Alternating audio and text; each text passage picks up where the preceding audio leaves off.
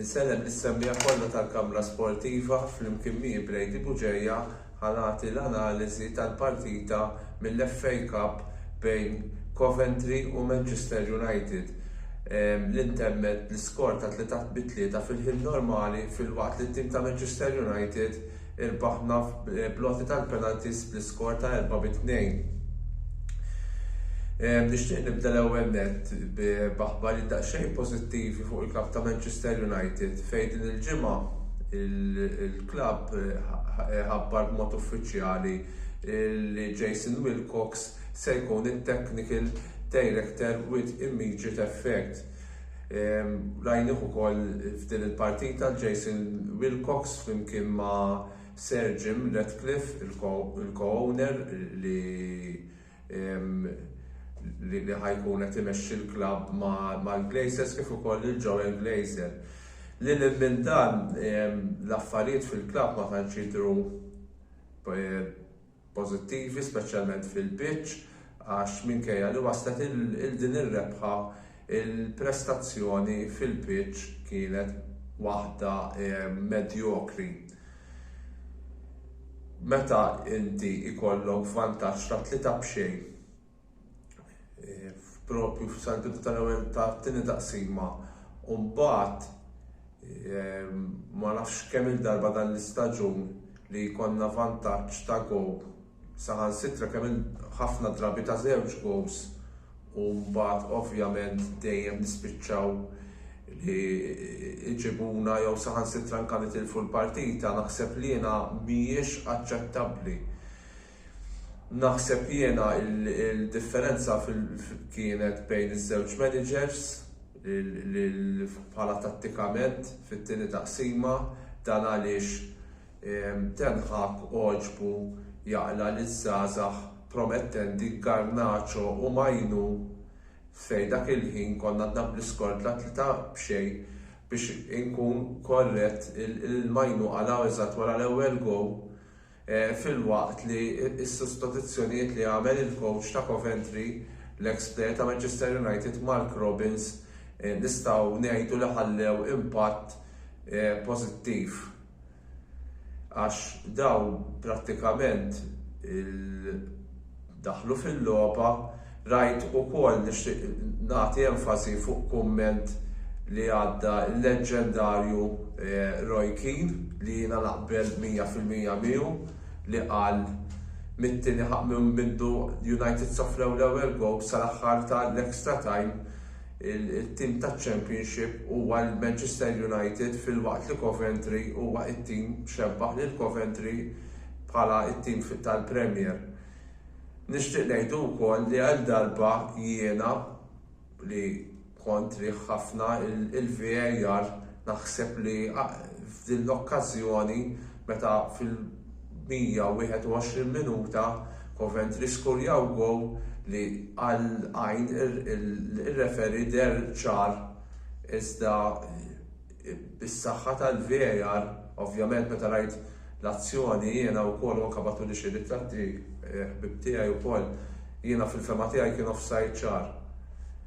Pero imnalla kien dan l-episodju, imnalla kien il-VAR li morna l-loti tal-penalties. Jiena naħseb li din il-partita naħseb jiena il-players kollha għax ħanqod nipponta swaba kif flimkien ma l-istaff tekniku ta' Erik Ten Hag iridu jġarru il-responsabilità. Vera, issa wasalna final ta' tazza minkejja l-istaġun li anka f'recordings ta' qabel u anka recordings li għamel il-YouTuber Oliver Scicluna f'isem Manchester United għad ma konna konsistenti u sa ċertu punt timmeravilja ruħek kif United għedin fil-final ta' din it-tazza. Naħseb waħda mill-affarijiet pożittivi għal Xiex United qegħdin hawnhekk, ovvjament, sissa bil-logħba tal-Coventry labna 5 partiti, naħseb kienu l-partita li labna away fl-aħħar 16 ma' Nottingham Forest li rbaħnija bl-iskor ta' xejn, u ovvjament l-aħjar logħba sa issa ta' dan l-istaġun ir-rebħa home kontra Liverpool.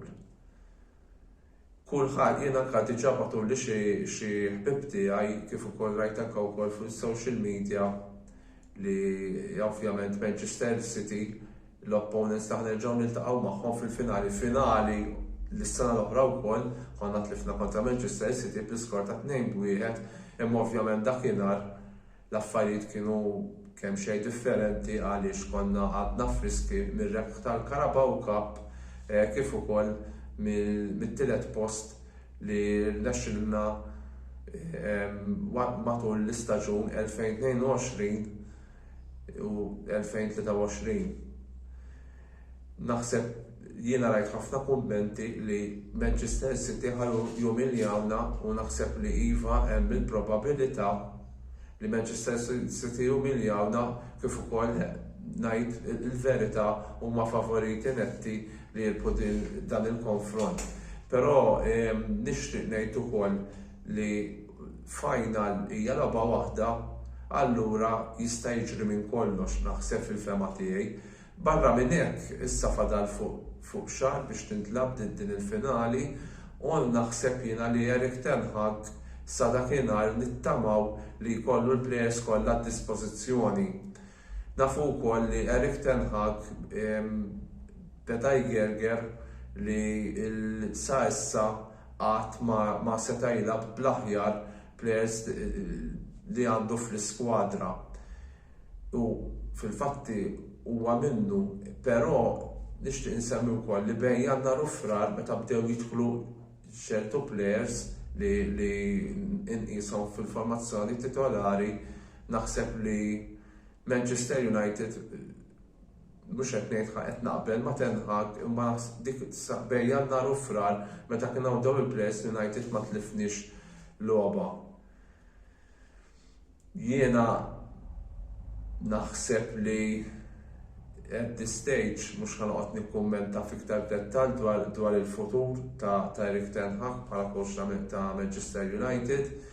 Din it-tazza hija l-unika tama fil-fema tiegħi biex insalvaw dan l-istaġun. Naħseb kif ukoll ħadd ispiċċa bħala hija t-tama li nitlu f'tazza nikkompetu f'tazza Ewropea. Jien iċ-Champions League definitely m'għandix ċans niġu mal-ewwel erba', però nieħdu ċ-ċans li almenu jekk għandna nitlu fl-Ewropa jiena nitlu fl-Ewropa League bir-rebħ ta' din it-tazza, ġifieri nagħmlu koraġġ, għandna bżonn ħafna, ġifieri u nittamaw vera issa li Manchester City għadhom ġejjin mill-eliminazzjoni tal-UEFA Champions League, allura ħajkunu ffukati fuq l-aħħar 6 partiti li għandhom fil-kampjonat li fil-fema tiegħi m'għandhomx jiżbaljaw l-ebda waħda minnhom u din il-partita, però kif nerġa' ngħid final jista' jiġri minn kollox. Issa naraw il-logħba li ġejja li għandna fil-kampjonat li ħatkun nhar l-erba' li ġej kontra Sheffield United home fid-9, għax hija ħaġa wkoll inkwetanti li għandna ma nirbħu logħba fil-ħin normali, ġifieri sad-90 minuta mid-9 ta' Marzu, ġifieri fuq xahar u nofs ma nirbħu logħba. U naħseb din hija l-okkażjoni li Manchester United għandha din il-partita home ma' Sheffield United li qegħdin l-aħħar biex almenu nollu daqsxejn il-moral sal-25 ta' Mejju li ġej. Jiena nagħlaq hawnhekk il-kollega l-analiżi tiegħi dwar din il-partita. Ngħaddu għal ftit mumenti ta' riklami u warajja jidħol il-YouTuber ta' Liverpool Junior Grixti bl-analiżi tiegħu tal-partita mill-kampjonat bejn Liverpool u Fulham. Bħal dejjem, glori Man United.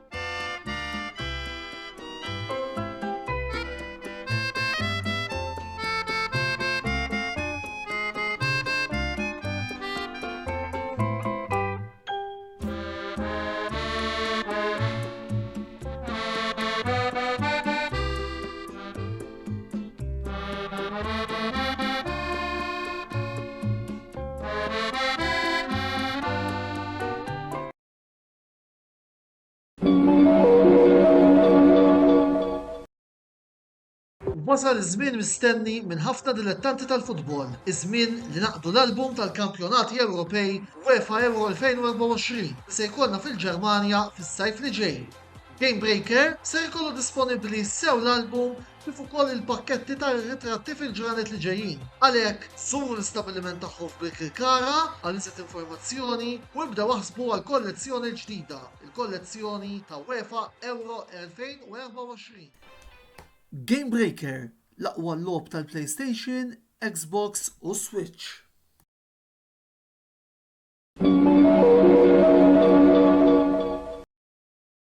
Wasal eluq żmien ommok, missierek, jew xi ħadd minn tal-familja, għandek xi okkażjoni jew xi attività mal-ħbieb u trid issib restorant tajjeb b'ikel ġenwin u prezzijiet qalbu ta' kulħadd? Post wieħed għandek issib El-Katalan tax-Xajra fejn issib għażla vasta ta' pizza, pasta, grills u għaġin f'atmosfera b'element familjari. Għal bookings ċempel fuq 21 800 997 jew żur is-sit tagħna għal iżjed informazzjoni. El-Katalan, ir-ristorant għalik.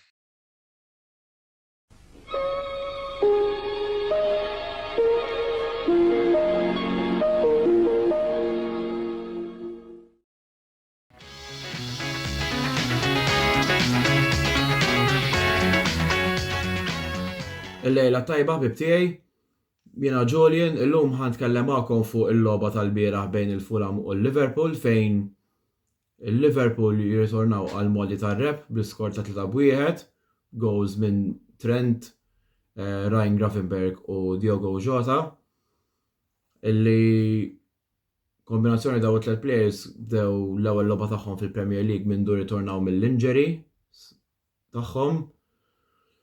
U nibda nitkellem fuq il-logħba ma kienx l-aħjar wirja fid-dinja, però wara dan l-aħħar ftit logħbiet fejn lajna mill-Europa League, lajna mill-FA Cup.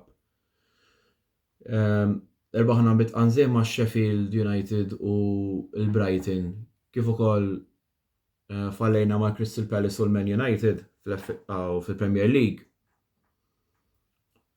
Konna disprati biex nirritornaw għal modi ta' rep u hekk għamilna l-bieraħ u m'għandix ingerger għax l-importanti 3 punti. Hopefully 3 punti nistgħu nibnu fuqhom, forsi daw l-aħħar 5 logħbiet ta' Klopp nistgħu nispiċċaw l-istaġun bir-rep. Ovvjament, sfortunatament wara l-logħbiet tal-United u ta' Crystal Palace il-destin ta' min ħajrbaħ il-Premier League mhuwiex fidejna għax hemm l-Arsenal għal volja din l-istess punti daqshom għandhom daqsxejn goal difference aħjar minna. Kif ukoll is-City għal volja biżdihom bil-punti għandhom logħba nieqsa għax dal-weekend avvanzaw għall-finali tal-FA Cup. Għandna l-YouTuber ta' Chelsea Karim tkellem fuq il-logħba l-bieraħ. Jekk għadkom ma rajtu xi programm tistgħu issibuh kemm fil-YouTube channel tagħna il-Kamra Sportiva jew inkella fuq Facebook. Ovvjament mirakli huma possibbli biex jiġru ma ikolli nieħu into consideration ġara fis-snin ta' qabel ma nemmenx li ħajkun hemm xi mirakli, ma rridx speċi nemmen għax l-Ingliżi jgħidu is the hope that kills you. Ba speċi ma rridx nemmen li s-City ħajfallu għax huma mhumiex Butlers jew hekk. L-Arsenal forsi nemmen li jfallu xi punti jew tnejn imma fil-verità aħna rridu nirputana u naraw minn hemmhekk. Insomma, ħalli nitkellem fuq l-logħba tal-bieraħ. Il-Liverpool fetħu l-vantaġġ b'gowl spettakolari ta' Trent Alexander-Arnold illi ura xiex huwa l-aħjar right back fid-dinja. Ovvjament, hemm min ħajjejt illi mhuwiex tajjeb biex jiddefendi, però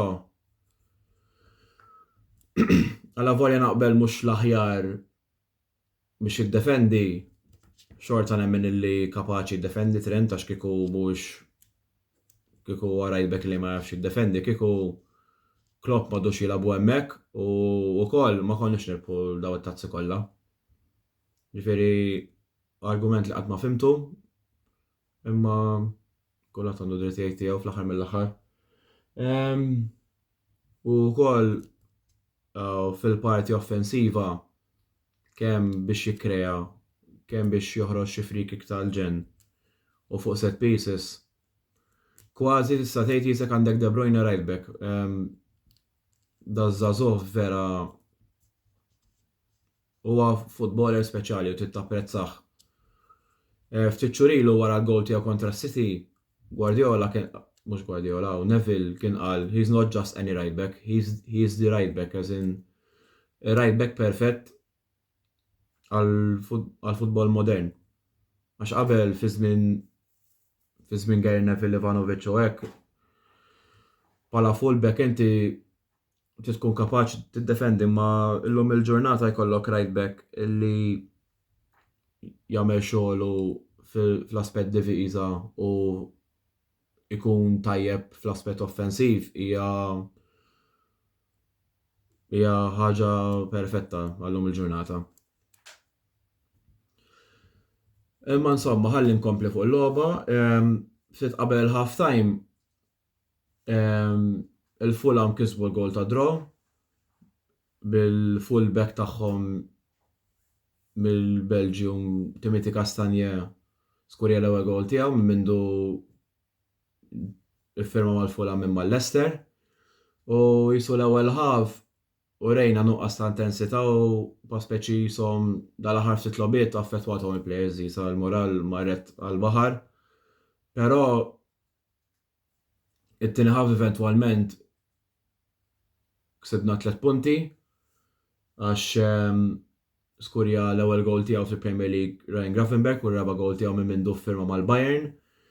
Kif ukoll momenti wara Jota neħħa xi dubi forsi li kien hemm għax kien ħadha miftuħa tuwan, imma meta testendi l-vantaġġ tkun iktar tista' sserraħ rasek għal volja ma tistax tagħmilha fatta li spiċċat il-logħba tista' tikkalma daqsxejn l-logħb iktar. U kombinazzjoni Trent, Jota u Gravenberch bdew l-ewwel logħba tagħhom minn mindu jirritornaw mill-injuries tagħhom rispettivament. Trent kellu injury fl-Koppa, Jota kellu injury wkoll fl-Koppa fil-logħba kontra l-Brentford fejn irbaħna 4-1 u Gravenberch kien weġġa l-aksa meta irbaħna Chelsea fil-finali tal-Carabao Cup. Kien hemm diversi wirjiet pożittivi individwalment li kellhom bżonna ħafna wara din daqsxejn forma ħażina. Ovvjament kien hemm ċertu players li bħal eżempju Trent kien beda l-ewwel logħba tiegħu nhar il-ħamis mal-Atalanta li kellu logħba tajba ħafna minkejja li lajna prospeċi kien wieħed mill-ftit players li kien jipprova. Kien hemm Alisson ukoll għamel żewġ saves tajbin u ma rridx ngħidha b'mod disrispett lejn Kelleher, però jkollok il-Alisson tkun iktar safe u għax ovvjament Alisson il-first keeper tal-Liverpool u ir-rwol kbir għamel biex jirbaħna llum il-ġurnata. u pa' speċi xorta nibqa' ngħidha l-aqwa goaler fid-dinja u gburi li għandna lilu fil-lasta.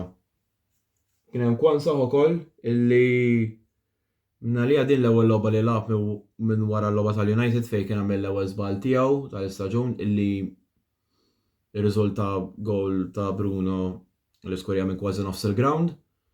Illi vera għamel dak l-iżball imma apparti dak l-iżball dik il-logħba kien tajjeb ħafna, kien sod.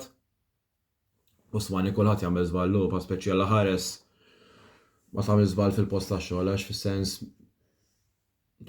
tkun perfett u ħadd mhu perfett fid-dinja. Imma mill-iżballi titgħallem minnhom u rrid li l-iżball ma ffettwatux għax illum kellu logħba matura ħafna u għandi rispett kbir lejn Kwanza illi dan l-ewwel staġun li tilab mal-Liverpool u s-sena l-oħra kien loan fil-League One jew fil-League Two ma nafx fejn eżatt u għamel dik il-qabża kbira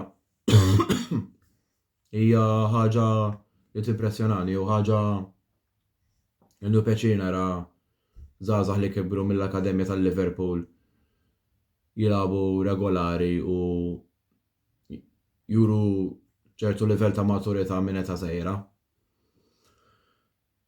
Kien hemm Elliot illi għalla volja kien ta' dak il-free kick ħażin u fl-aspett offensive eżempju meta ma kellux xuttijiet xi tajbin, Elliot huwa plejer li jirsisti ħafna. Ma nemminx li Elliot huwa lest li jibda regolari, li palissa irdu nimmaneġjawlu daqsxejn il-ħin u nħalluh daqsxejn super sub għax meta jidħol biex jipprova jibda l-logħba kważi dejjem jibdilha. Imma jirsisti, hard worker ħafna u nieħu pjaċir naraha pereżempju ċertu players jagħtu kollox u jagħtu qalbhom. Kien hemm Cody Gakpo illi pa' speċi da mhuwiex plejer favorit ħafna mill-Liverpool mhux għax jismu, imma mhux fil-livell ta' Salah u hekk. Jiena ftit ġimgħat ilu kont kellimt fuqu kontra l-United fl-FA Cup illi qed pa' speċi għandi d-dubji fuqu, però mill-logħba tal-Atalanta meta umiljaw tlieta b'xejn sal-logħba tal-bieraħ kien jilgħab fil-pożizzjoni li hu komdu ħafna jilgħab li hija left wing. U jien qed pa' speċi isma' waħda mill-ikbar problemi ta' Gakpo kienet li ma tgħinux illi Klopp jilagħbu pożizzjoni differenti għax dak qed jilgħab fin-nofs, attacking midfielder, right winger, striker, centre forward, left wing. U hekk ma sax tara l-kwalità ta' plejer li jew x'jista' joffri. Fl-aħħar jisu Klopp tallem il-lezzjoni tiegħu ta' faw left winger u rajna differenza, anzi għat in good form la volja kull ma ġab is-Swied dal-aħħar balobiet. U rina li hemm plejer ġo fih li għandu bżonn daqsxejn konsistenza f'dik il-pożizzjoni għax jekk eżempju ħad titfgħu center forward mhux se jkun daqshekk effettiv. Jekk ħad titfgħu right wing forsi mhix in favor of him insomma. Ġota l-bieraħ ura xiex l-aħjar finisher tal-klabb, mhux plejer tekniku żejjed jew hekk jew tekniku ħafna li pa' speċi jaqbiżlek xaba players jew jikkrealek immens, però qed tieħ ċans 99.9% ħajamlu. U dik ħaġa li toġobni f'plejer li pa' speċi jkollu ċans jagħmlu. Vera ma' Crystal Palace falla ċans tajjeb ħafna u ġen l-inkanta. Kont preżenti dik il-logħba ma anke l-aħjar finishers ifallu xi ċans ha. Ma biex nagħlaq fuq il-kummenti tal-logħba kienet eżattament li kellna bżonn wara dal-aħħar ftit logħbiet li kienu diżappuntanti ħafna. Issa jmissna logħba mal-Everton away u mbagħad ikun hemm il-logħba mal-West Ham away. Illi ntamaw illi nimxu bl-ritmu issa li pa' speċi issa nerġgħu nagħmlu l-istess nhar l-erba'. Rajna daqsxejn rotation min-naħa ta' Klopp għax ovvjament ikollok 10 10 tim 4 logħbiet away mhix faċli tibda l-ewwel starting 11 u nittama li pa' speċi kważi jilab l-istess palma labna llum għax l-attakk kien tajjeb. Forsi l-unika bidla li nara hija fin-nofs, nixtieq li forsi jibda McAllister flok Harvey Elliott għax McAllister fl-aħħar kellu logħba mistrieħ. Forsi jidħol Konate flok Kwanzah. Ovvjament mhix ħatwaqqgħu ħabballu bejek, imma iktar rotation hux. Qabel nagħlaq nixtieq ningrazzja l-sponsors tal-page li huma Game Breaker, El Catalan, Spaces u The Barber Room. Nixtieq nfakkarkom illi dal-video tistgħu ssibuh fil-YouTube channel tagħna l-Kamra Sportiva minn ftit ieħor. Issa l-video li jmiss ħajoħroġ skont x'jiġri bil-logħba ta' Inter Milan.